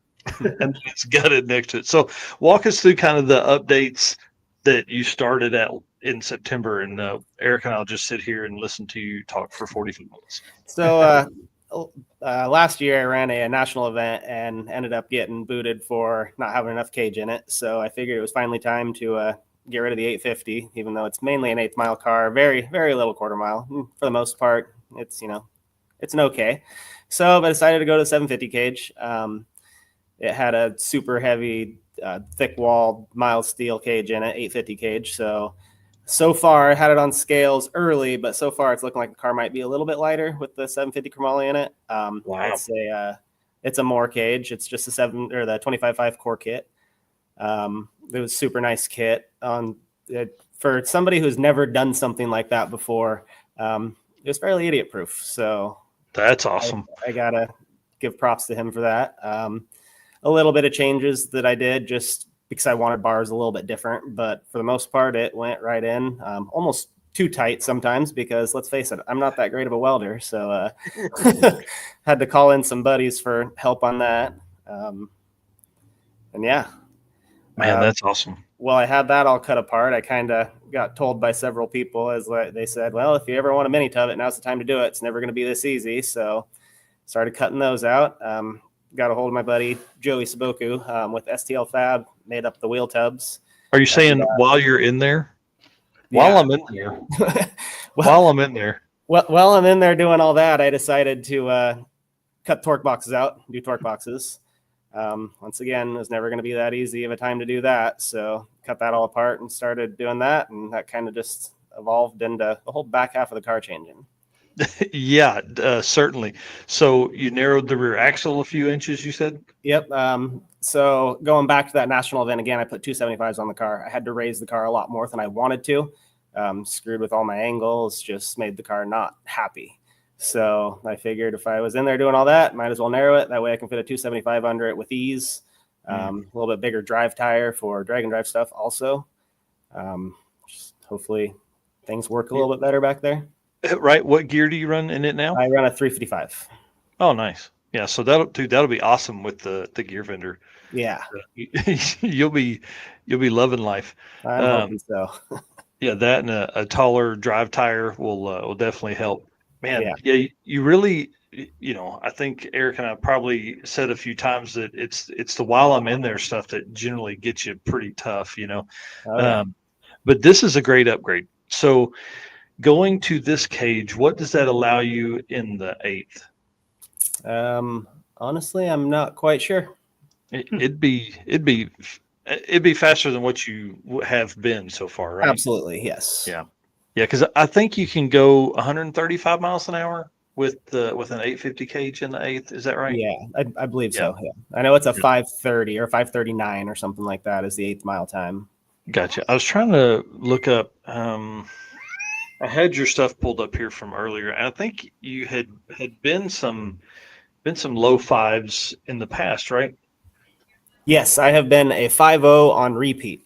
Wow. For 3 years now, I've been at a 5.0, and I've ran several 5.000s. Oh, I've ran them at 147, and I've ran them at 133. So that's something tough. Here and there every single time. That is tough. So looking at a lot of stuff, you've done a lot of Rowdy Radial. Will you why do you choose the 235 tire? Do you just like to do hard? So the local class that I run that kind of got me building the car before I started doing drag and dive stuff is an 8.5 Outlaw. So I kind of just built the car around that, which kind of hinders me in drag and drive stuff, I feel, because my weights, weight and turbo choice, I'm very stuck to stay legal for that class. So there's a lot of things I could change if I was strictly a Rowdy Radial car versus what I do in Outlaw A5. Well, and I think that's one thing that Matt has done really well across most of the classes is he doesn't make it. There's not so many rules that you're okay. Well, I'm only building this for X class. You can still go race some other stuff. You've done pretty well at Rocky Mountain, right?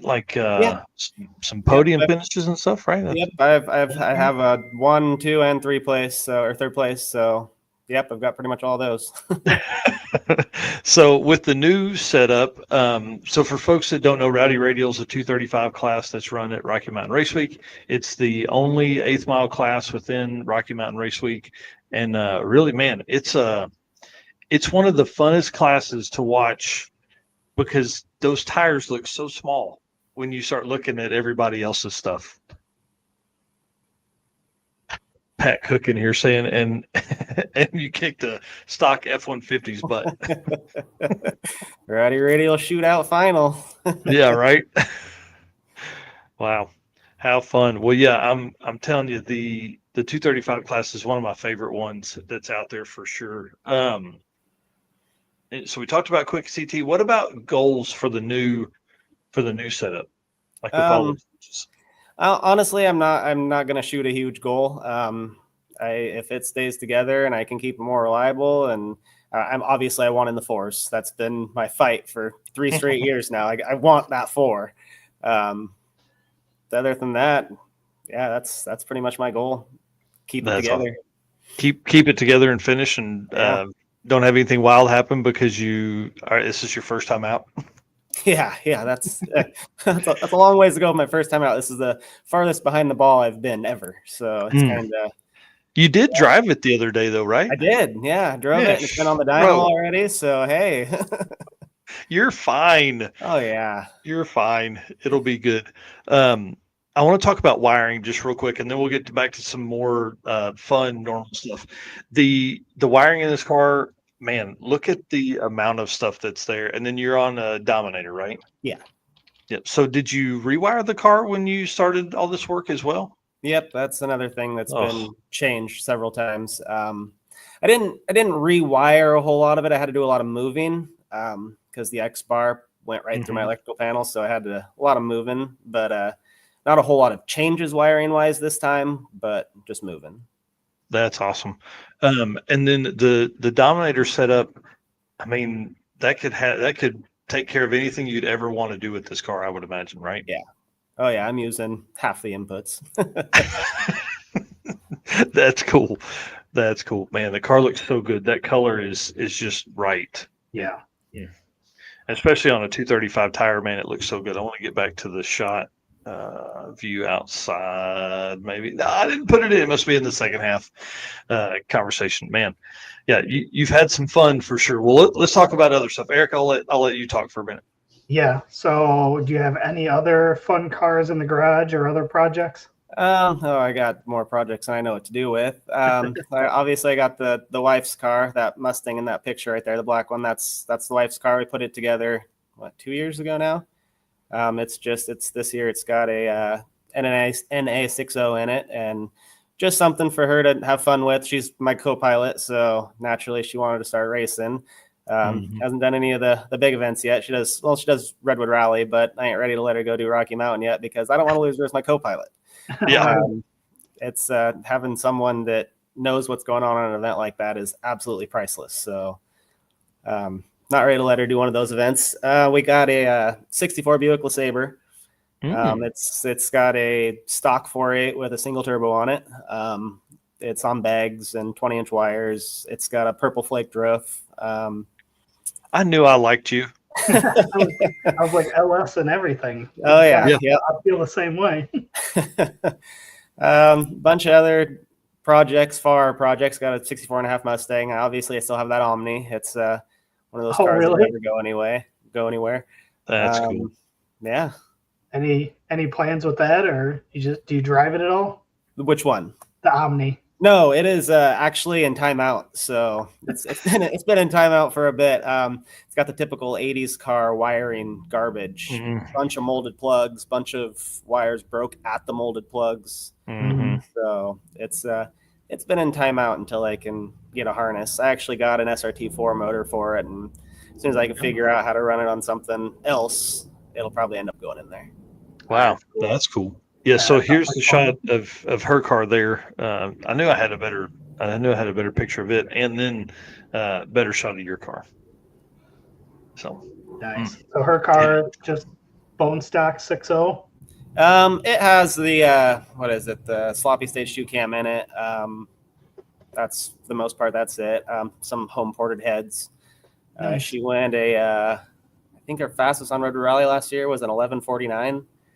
Nice. The car is just built wrong. We built it as a turbo car, then we decided kind of last minute to change and not put a turbo on it.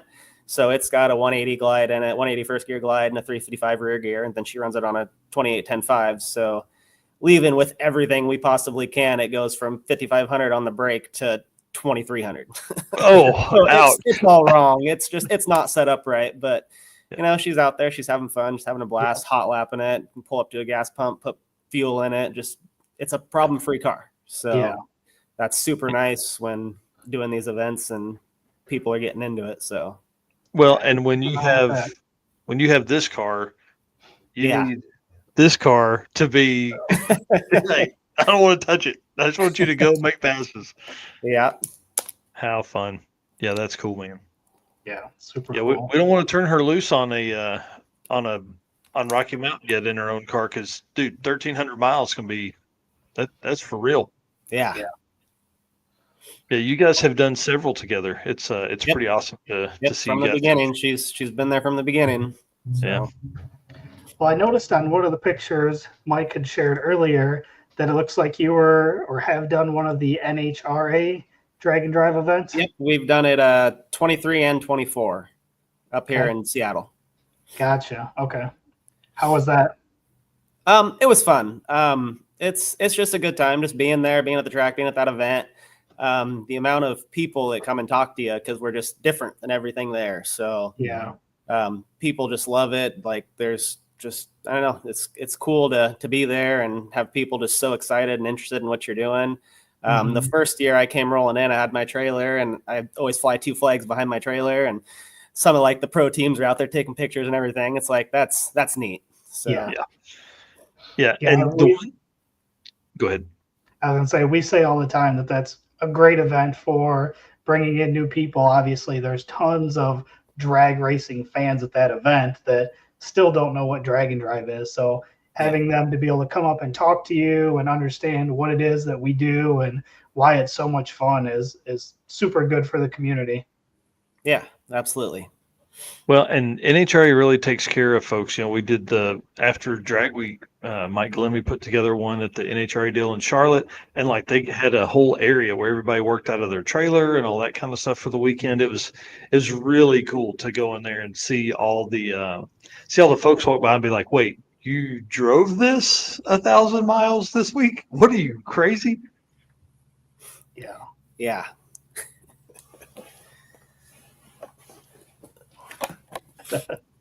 Yeah, Joey there, he's got the 2J240. He did the NHRA event with us, and he's call him showstopper. He did a pretty good oil down, scattered that thing pretty well.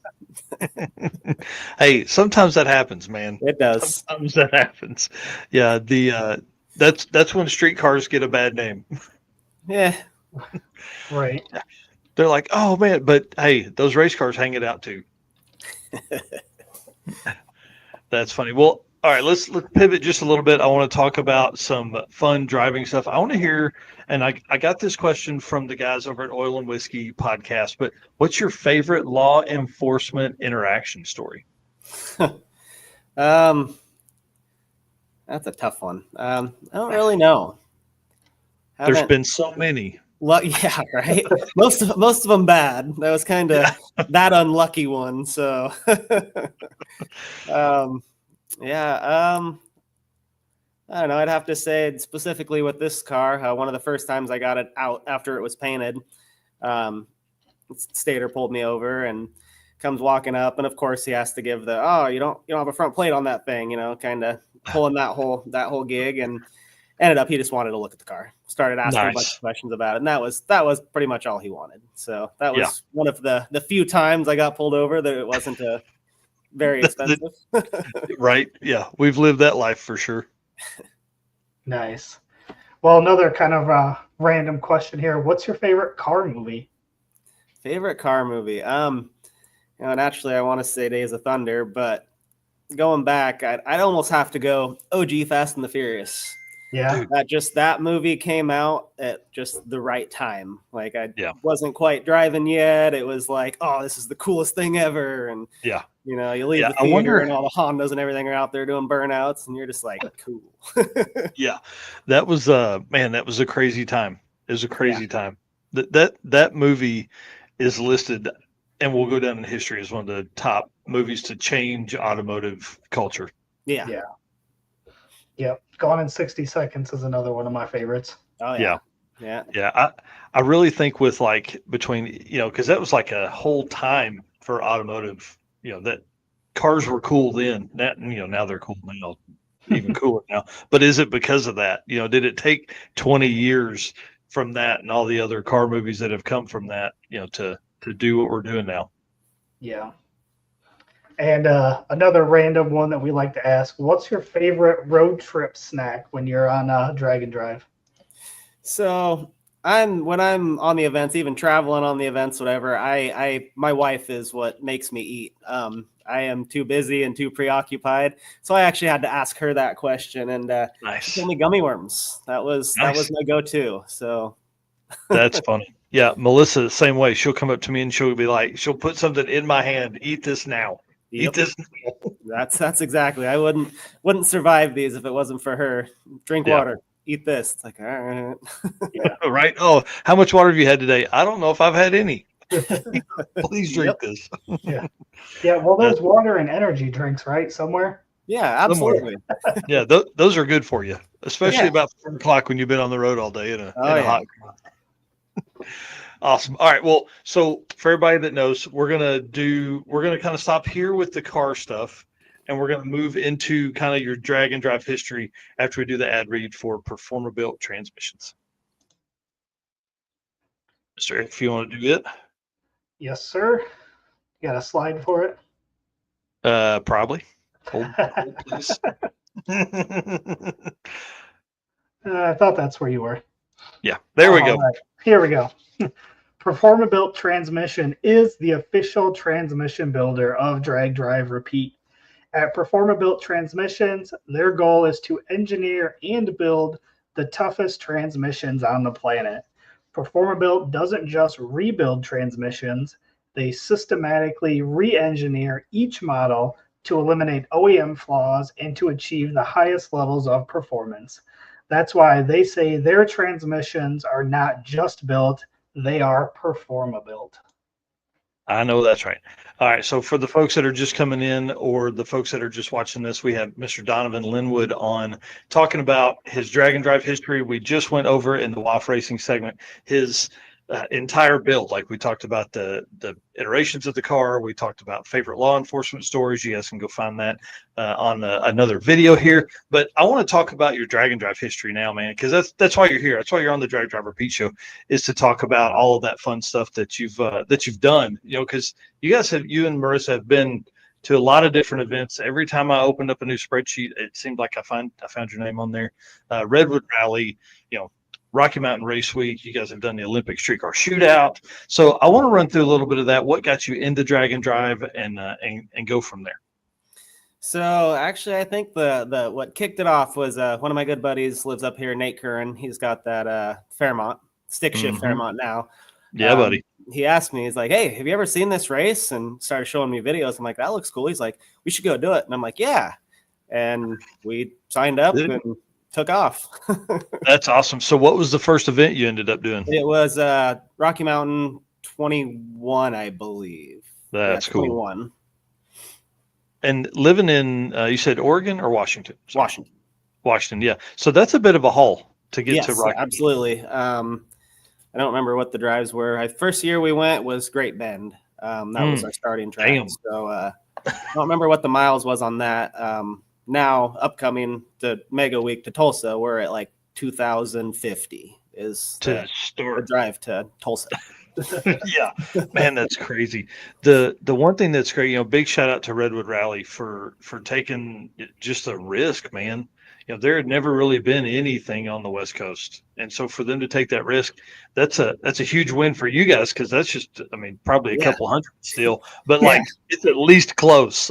Yeah, we can make it. Well, last year Medford was a start track. This year too. That's 8 hours. So. Oh wow, yeah, that's a game changer, man. Yeah. So what was, or do you remember what your average was that first event that you participated in? So first year I didn't finish. Had day one at Great Bend. I broke input shaft. So I ended up turning, I think, like a 7-second the first day. Put a spare tranny in, got on the road, went a 43 44, I believe, at Pueblo, and then a 43 at Bandamere, and then Kearney, I broke it pretty good. So ended there. Was that a borrowed transmission, or did you bring one with you? I had a spare. Oh wow, fun! First year, I didn't know what to expect. I had far too much stuff. I had an open trailer, and it was heaped over my car. What ended up causing the DNF then? Was it a transmission? Lost oil pressure and just scattered bottom end. Ah, yikes! Damn. That sucks. Yeah, that was a rough one. Yeah, dang.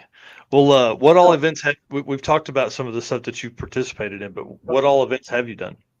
So I've done race week every year since then. 2 years of Redwood Rally, the Olympic Street Car Shootout last year, and then the NHRA event. Nice. So wanted to back up real quick. So your very first event, you broke an input shaft on day one, you DNF'd. What made you decide I want to keep doing this after that? I don't know. Damn you, Nate Curran. Yeah, right. Redemption at that point. I had to finish. Yeah.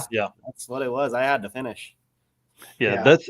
I would say that's probably if somebody breaks on the first one. Jonathan Stonecipher says it all the time. You're either forever or you're a never. Like if you do one, you're either going to keep doing them or you're not ever coming back. Oh, absolutely. And, for a lot of folks, if they break at that first one, that's when they determine if they're a forever or never. You know. So we broke in at race week 20, and then I had to come back for 21 to get redemption, and I broke there again, didn't finish. So I'm 0 for 3 or 4 drag and drives. So I got to finish one here soon. Hopefully we'll do that this year with Mega Week. So you talked about drag week, Rocky Mountain, the NHRA event. What are some of the things that you like about each one of those events? Obviously, each one is a little bit different and brings different aspects to it, but what are some of the things that you like about those ones? So race week, obviously you'll hear it from everybody. The way that Matt and June run it, the way that it's family. It's they truly put their heart and soul into it, and the event there's nothing like that event. The way all the racers are treated, the way everything is, like Rocky Mountain is, they are the best for that. Yeah. They also, the prep there, I have none of the other events I run that prepped quite that good. Which me racing my class, obviously I'm kind of a prep diva because I have a tiny little tire and a lot of power. So that's kind of a big deal for me, but it's still fun to run the lower prep tracks. The Redwood Rally, one of the tracks that it's really one of the favorite tracks on the route is Coos Bay. It's a street pretty much. Oh wow. The track is not the best, but it's fun. It's just it's nice because you know what you're getting into when you go there.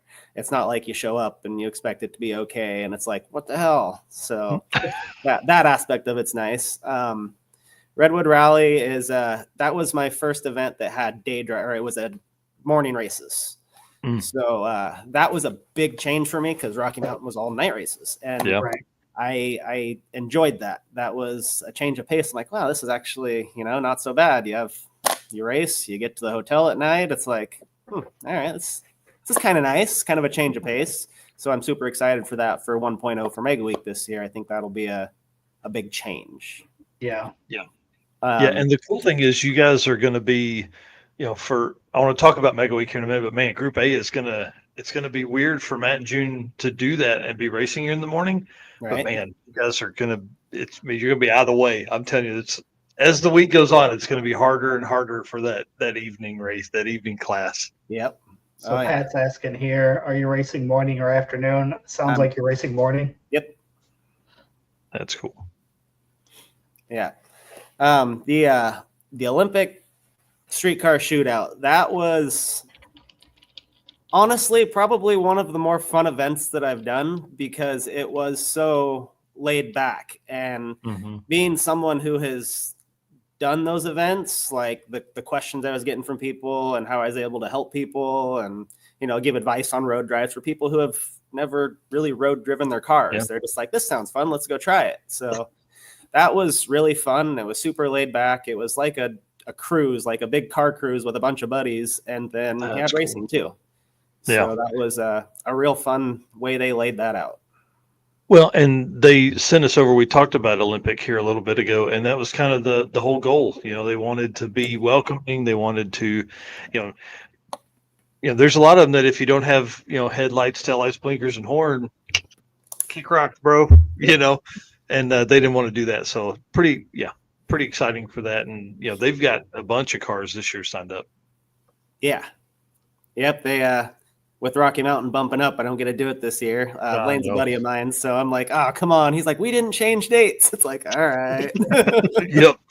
Yeah. It man, that's kind of becoming the hard part. All these events. We're nearing 50 events for the year. So as we end up, there's 4 that same weekend. We got Sick on the Green, Olympic, Drop the Hammer, and kicking off Mega Week. So yeah.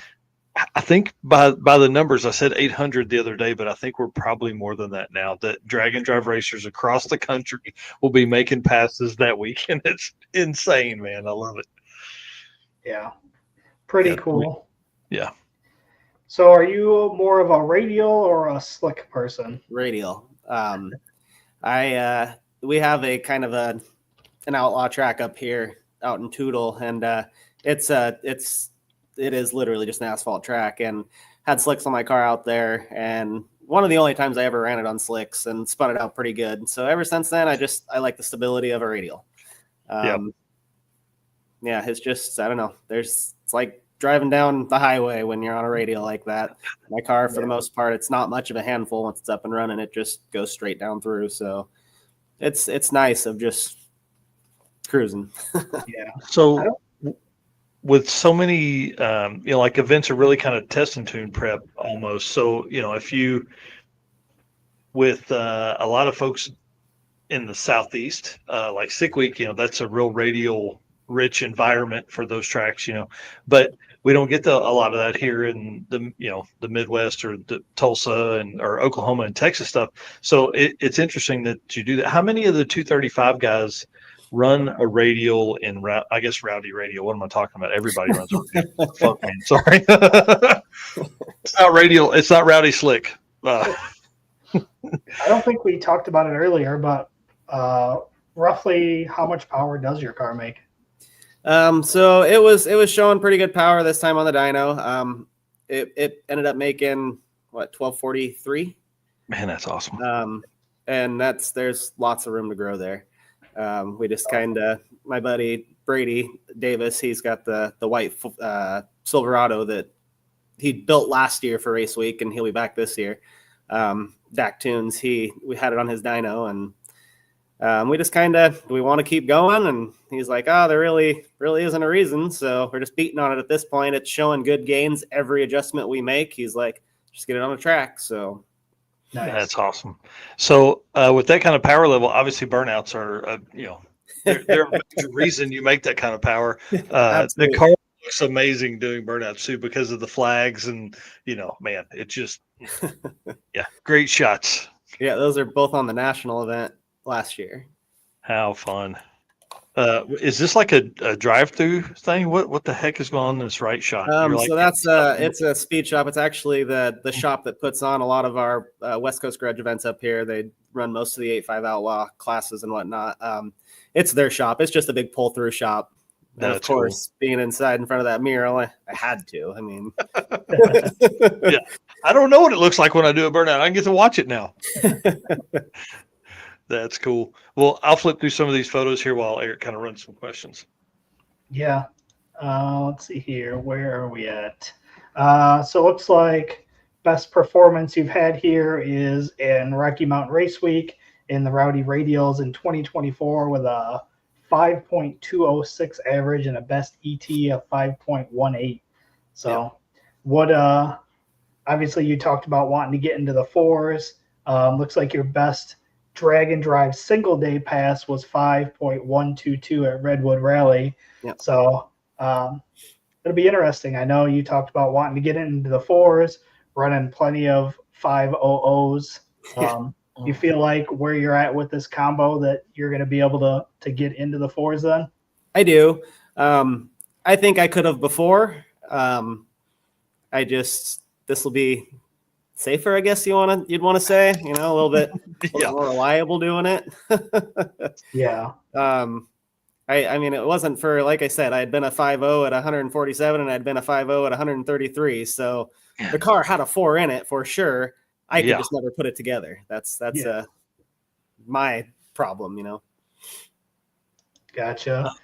What made you go with the underglow? I know there's been a couple drag and drive cars now I've seen, and it's starting to seem like it's kind of coming back. I don't know how old you are, but obviously when I started driving, that was like Fast and Furious, and underglow was huge, and then it went away, and now I know like the Miata, I forget the turtle Miata, I forget his name. He's got underglow, and they're starting to see more of them. And what made you want to go with that? That's just me. I like bright, flashy. I like lights.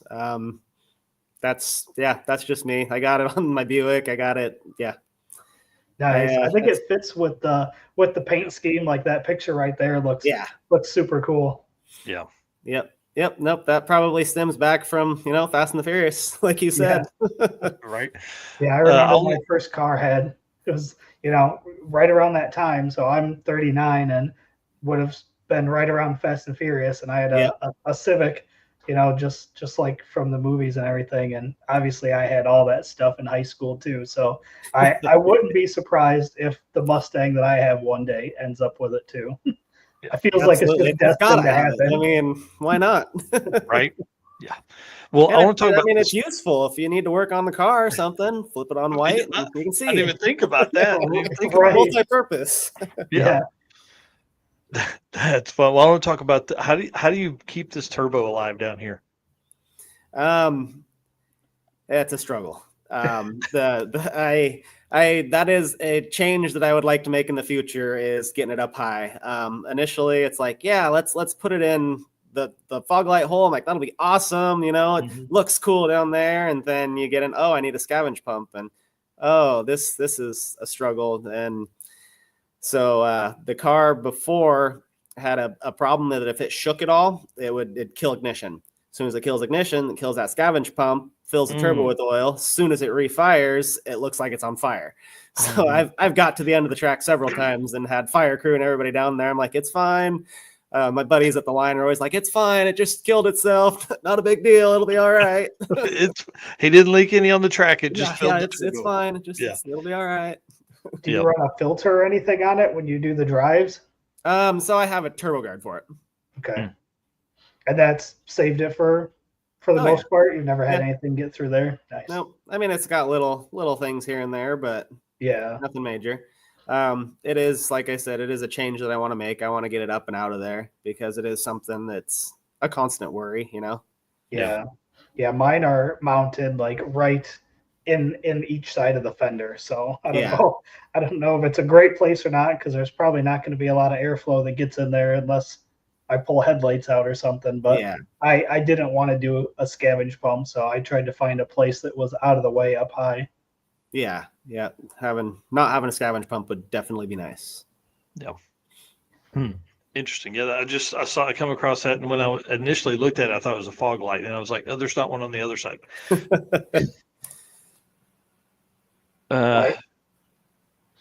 Cool stuff, man. I can't wait to see this thing again. And you guys coming all the way to Tulsa to start, man. We're gonna have a crazy week. It's the first time we're gonna be at Flying H, which I'm kind of excited about. Rocky Mountain's been to the tracks we've all visited.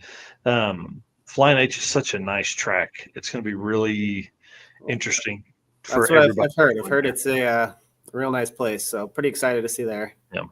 Yeah. I think the photos and stuff that'll come from Flying H are probably going to be some of the best. The pits are really laid out. They're well thought out. Like the cool thing is if you're on the track end of it, it's actually like a whole nother set of like stands. You can just watch the cars go by. You're not out of the view of anything. You're actually up above the track looking down on it. So it's pretty cool. Yeah, that's one of my favorite things about Drag and Drive too, is just seeing the different tracks and tracks that I would never get to go to. And so that's been something that's been really cool. Yeah. Well, and that's what Eric and I've talked about in the past, is like how that is that's one of the big reasons to go on a drag and drive is you have a reason to go. Like, you would never drive 2,000 miles to go race at Tulsa Raceway Park. No, There's not a, you know what I mean? Like, Yeah. but now you have that reason. And as long as you've been doing it, you have all of your race car friends that you see one time a year, Yep. Oh yeah. I've gained several awesome friends from drag and drive events. Yeah. Yeah. And I tell the wife all the time, I was like, I'm never more than 2 hours from somebody I know. Yeah. Somebody can come save me if I'm on the side of the road with something I can't fix. Right. So Group A, man, why did you guys choose Group A? Are you just keeping your 1.0 status, or was it just like 1.0 status? And like I said, I want those morning races. I think that it'll be easier to deal with a cool track and hot drives than it will cooler drives, which turn into hot drives anyways, and then a hot track. Yep. I love the night racing aspect of it because you're driving to the track like to race. So it kind of kept my adrenaline higher. But man, getting out there and, hopefully it's going to be in the 70s in the mornings, and then you can get your pass knocked out and then kick rocks. That would be a win for sure. Yeah. Well, have you heard of anybody else that signed up for Rowdy Radial? Anybody you're nervous to compete against? I heard that. Let's see. I think Aaron Schaefer's in it again. Honestly, I haven't heard a whole lot of cars that are for sure confirmed in there. Yeah, I know he's a hitter for sure. Absolutely. Yeah, that car is impressive, especially big turbo, and then I think him moving to 235s was because he did so well with 850 stuff. He's like, I want a new challenge. Yeah. And now he can just let that thing hang out. Yeah. That's awesome. All right. So with having the 2,000-mile drive to Rocky Mountain, when do you guys leave? We'll probably leave the day after Memorial, so that what'll be the 27th, I think it is. That's awesome. Dang. So you drive in straight through, or do you guys have stops? No, it'll probably be a 3-day. Try to make it like Boise, Idaho area, then somewhere in Nebraska, and then day 3 should make it there. Wow. Yeah, that's a lot. That's crazy. Yeah, so when you think about it, like Rocky Mountain's like 8 days plus the 3 there, and 3.5 home. Man, it's full 2 weeks. Yeah, and you don't want to kill yourself on the drive over because you're going to kill yourself all week to kill yourself to drive home. So it's like, well, and all right, so relaxing drive. Yeah, let's talk about the thrash that you've been doing and how much you have left, because that's one thing we talk about all the time is like people pull in and they're just completely wore out from getting the car together, no test passes, no anything. What's your next 2 weeks look like, or week and a half, I guess, probably? Well, I was hoping to get a bunch of road testing, but looking at our weather up here, it looks like we're rain for the next 2 weeks. So we'll see how much road testing I get. Other than that, that's that. Going in the trailer and we're heading to Oklahoma. Yeah, man, that's pretty cool that you don't really have like, the rear end's still not out of the car. You know what I mean? You're not trying to really thrash. You've worked your ass off to get to where you're at right now. And, now it's just the fine-tuned details. Yeah, rear end was out of the car yesterday, so there was that. Wasn't quite happy with some of how I was getting my bar angles and wasn't quite happy with where everything was, so I decided to just take it all apart and start over. That's crazy. Got things a little bit more happy back there, so hopefully that'll be good. Man. Well, Donovan, listen, I want to say thanks for hanging out. I appreciate you answering the questions, man. I know we kind of bombarded you with stuff, and again, you did great. It was awesome talking, and I don't know if you and I have ever really spent much time together during Rocky Mountain, just because we've all been so busy. But I'll definitely make my way over and say hey and hang out as much as I can for sure during the week. Yeah, absolutely. Sweet. All right. Well, if you'll stay with us for just a second, we're going to go ahead and close the show out, and then I do want to talk to you about a few things because I want to make sure I got all the stuff together for Rocky Mountain Mega Week. Perfect. All right, buddy. Thanks. Sweet, dude. What a fun night, man. We've had a bunch of cool stuff go on. Big shout out to Performer Built Transmission, Brian and the team over there. Man, can't thank them enough. They actually, I forgot to mention this in the opening part of their segment, they recorded their own podcast. So they're going to start recording podcasts under the Performer Built Transmission name. I haven't listened to it yet, Ryan. I promise I will tomorrow. And we'll talk about that on Saturday morning on the Drag Driver Pete News. Just because, man, I love when we see more automotive content come out. That's always a good thing, especially with a dude as smart as that guy. Yeah, so, for sure. All right, man. Let's end this thing. If you're all right, I'll do it. Go for it. Out of here, guys. Thank you so much for hanging out. It's been awesome. Appreciate Richard coming on. This is literally last minute. I asked him at 4 or 5 o'clock today if he would come on. Donovan was, I think, yesterday or today. Asked him to come on and tell some stories. Appreciate him doing that for sure. Appreciate everybody that's made comments and shared the thing tonight, all the stuff. So we appreciate you guys being our race car friends. Again, for the first 5 people that I see or we see, if Eric can work out to get to Mega Week, we're going to give you a big hug. We're going to give you $20 in your pocket and a one-off special decal, Race Car Friends decal that you can't get, can't buy, can't do anything else. For the first 5 folks we see at Mega Week and then again at 6 Summer wearing a Drag Drive for Pete shirt. I guess of any kind of Race Car Friends or the Summit Racing branded shirt as well. We just want to say thanks, man. Appreciate you guys doing and supporting us, all the stuff that we try and do here, bring you guys all this cool content. And thank you so much to our sponsors. We can't do it without these guys. If you are, again, spending a little bit of money or just looking to do some shopping, jump over and look at what these guys have. Summit Racing, Deechworks, Molly Motorsports, Driven Racing Oil, Howard's Cams, J-Wire Solutions, WAF Racing, Performer Built Transmissions, Car Chains 3D, Power Tube TV, Sweet Patina, and Racing Junk Classifieds. And let's talk about what's going on. Episode 107, going to be a crazy show, dude. I'm telling you, it's a banger, just an absolute banger. We're going to have Craven Cars. They're more podcasters, automotive podcasters, but they basically call Flying H Drag Strip home. So we're going to talk to them about what the plans are for Mega Week for Flying H, kind of what they have behind the scenes, what they're most excited about bringing 500 plus race cars to Flying H, and the things that these guys should be looking for, how to prep to be at Flying H, and then also all the other stuff that they do for automotive, content and stuff. And then we have Jamie Dollar of Low Dollar Motorsports on. He's going to give us kind of the ins and outs of the business. Low Dollar Motorsports has tons of sensors. They have all kinds of products and parts and things like that.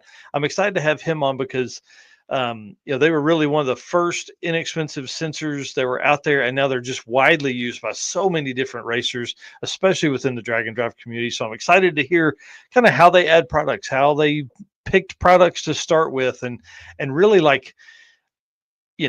listen, businesses generally start because somebody gets frustrated because something's not available or what is available is not what they want. And so I'm excited to hear about all of that. And then their drag and drive history, man. They've raced a bunch. They've done a lot of streetcar stuff, a lot of drag and drive stuff. So it's gonna be fun.